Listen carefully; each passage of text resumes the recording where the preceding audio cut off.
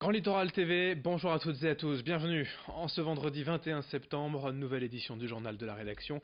On démarre comme toujours par vos prévisions météo. Après quelques averses ce matin dans la région, le ciel restera chargé menaçant jusqu'à la mi-journée, puis le soleil devrait réussir à percer à travers quelques éclaircies cet après-midi. Le temps restera frais tout de même avec du vent d'ouest, 60 km/h en rafale et des températures qui n'afficheront que 16 degrés pour le littoral cet après-midi. Ce week-end on prévoit même l'arrivée d'une tempête dans la région, la première des traditionnelles tempêtes d'équinoxe.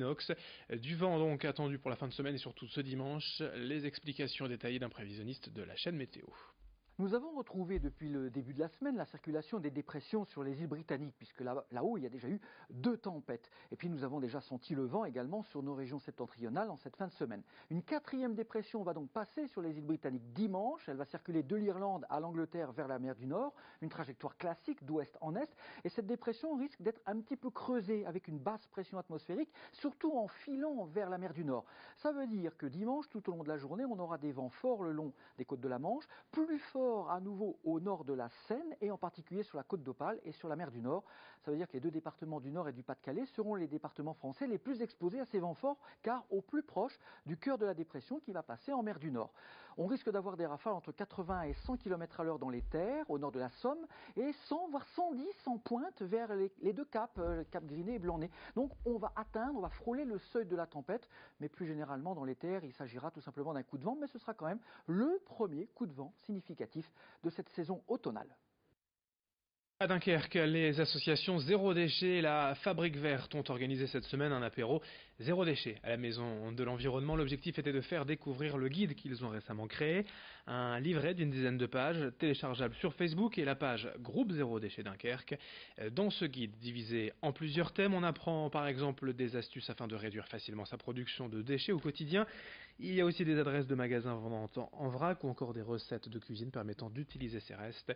Pour les novices, l'association conseille avant toute chose d'y aller petit à petit, étape par étape, et donne rendez-vous lors de ces ateliers organisés régulièrement pour en apprendre un peu plus.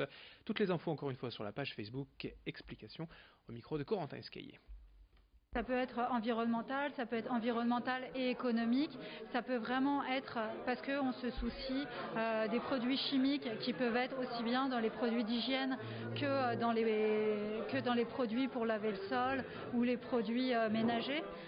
Effectivement, on a tous un peu nos raisons pour aller dans cette démarche parce qu'on a envie d'avoir des poules, on a des poules, on va réduire la taille de nos poubelles. Je conseille de lire le guide et vraiment de noter ce qui nous parle, ce qui nous paraît facile pour nous ou ce qui nous amuse et puis de commencer par là et une fois qu'on a fait ça, après on verra. À Saint-Omer, c'était le centenaire de la Royal Air Force, célébré hier à l'aérodrome.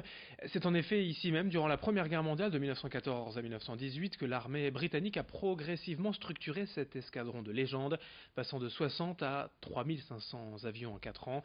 Saint-Omer est ainsi le berceau de la RAF et la ville occupe depuis une place toute particulière dans l'histoire de l'armée britannique. Une cérémonie d'envergure avait donc lieu hier à l'aérodrome.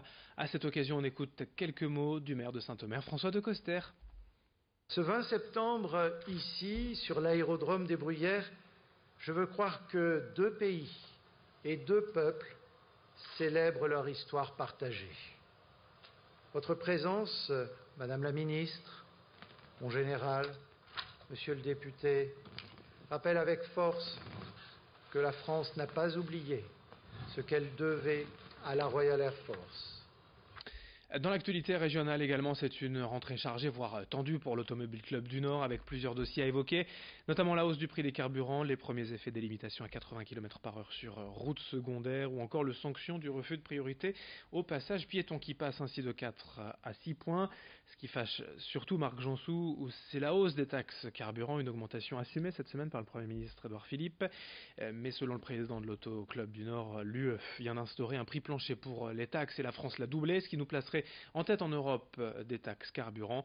Lui revient également sur cette modification des sanctions au passage piéton. Il a quelques doutes à émettre. Il est au micro de Lucille Berthe-Constant.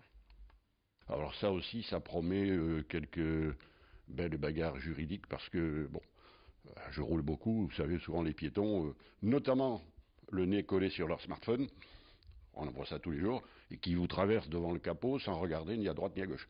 En sachant qu'à ce moment-là, il pourra y avoir refus de priorité et on perdra 6 points au lieu de 4. Ça peut aller très très vite. À ce moment-là, il est tout à fait évident que le but, c'est pas de dire aux automobilistes écraser les piétons. Pas ça du tout.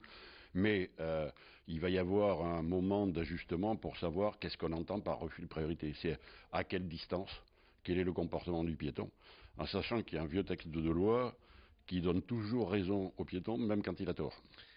Dans cette édition également sur Grand Littoral TV du sport, avec la découverte du roller derby à Calais, un sport de contact qui se pratique sur des quads, ces rollers à l'ancienne. 2 équipes de 5 joueurs s'affrontent sur une piste ovale de 30 mètres sur 16.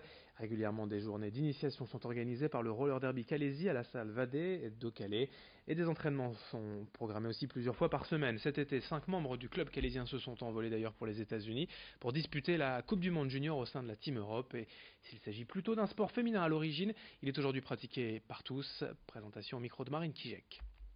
Nous recrutons parce que c'est un sport d'équipe où lorsque l'on joue un match, nous devons fournir un maximum de 15 joueurs, mais c'est pas toujours gagné, parce que ce soit chez les juniors ou les adultes, tout le monde a ses occupations le week-end aussi, ça se passe souvent le week-end pour les matchs. Et donc on recrute, que ce soit chez les Zombies, donc l'équipe masculine, les Black Tagada, équipe féminine, et les Dead Dragibus, l'équipe junior.